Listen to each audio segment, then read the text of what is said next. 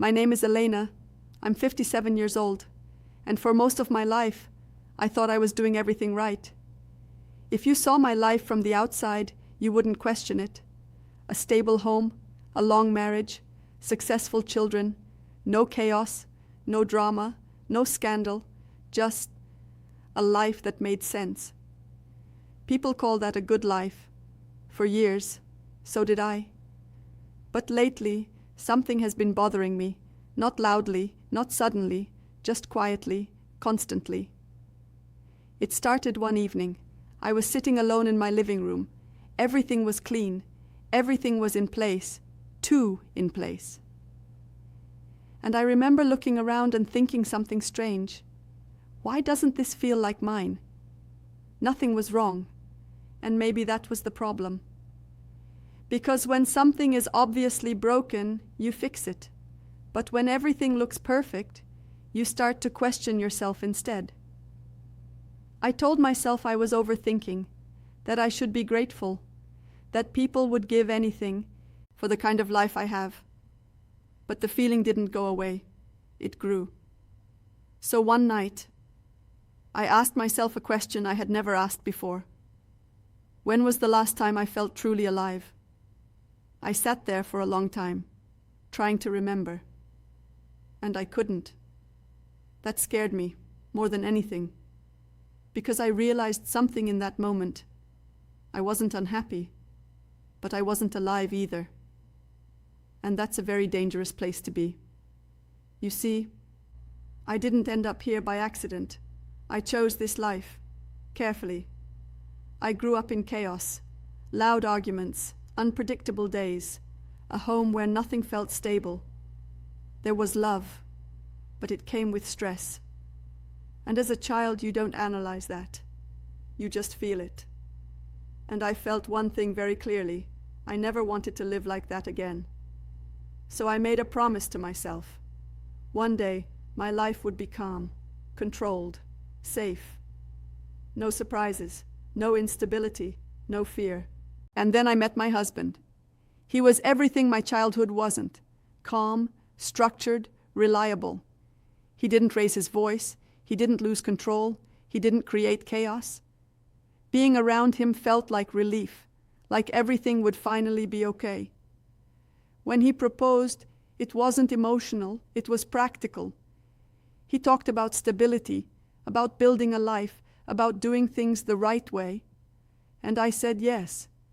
Not because I was in love, but because I felt safe. At the time, I thought that was enough. And in the beginning, it felt like I made the right decision. Our home was peaceful. Our life was predictable. There were no sudden problems, no emotional storms. Everything was smooth. But slowly, very slowly, I started changing. Not in big ways, in small ones. I stopped saying certain things because they might create tension. I adjusted how I reacted to keep everything calm. I chose silence instead of honesty. At first it felt like maturity, like compromise, like being a good partner. But over time, those small changes added up. I used to have passions, things that made me feel alive. Music, creativity, spontaneity. But those things didn't really fit into this new life. They were too loud, too messy, too unpredictable. So I put them aside, just for a while. But a while turned into years, then decades. We had children, and I loved them deeply. But even in motherhood, there was a quiet pressure. No chaos, no overreaction, no mess. I remember one moment clearly. My child came to me crying. My instinct was to hold them, to comfort them, to just be there. But I hesitated, because I had learned something in this house. Emotions should be controlled. So instead of reacting naturally, I paused, and that moment still stays with me. Not because of what I did, but because of what I didn't do. Years passed, not quickly, not dramatically, just steadily. We built a life that looked perfect. We traveled. We achieved things. We maintained everything carefully. But inside, something was fading. Not loudly, not obviously, just quietly disappearing. And the hardest part? People admired my life. They told me I was lucky, that I had everything. And for a long time, I believed them. Because when everyone tells you your life is perfect, you start to ignore the feeling that it isn't, until you can't ignore it anymore.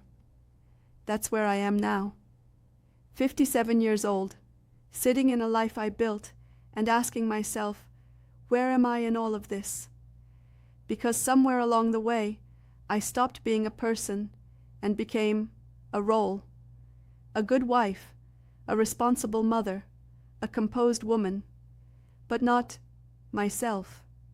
And the truth is, I don't know exactly when that happened. I just know it did. And now, I have a choice. I can keep living this way, comfortable, stable, predictable.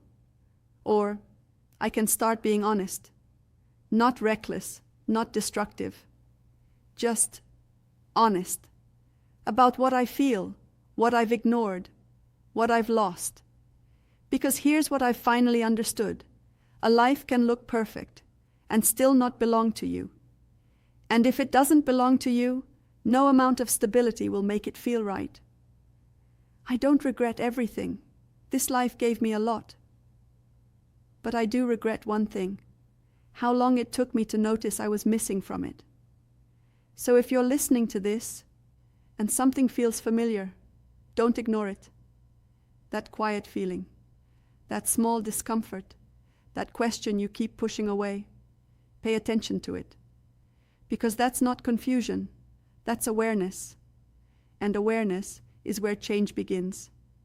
I'm 57, and I don't have all the answers, but I'm starting to ask the right questions.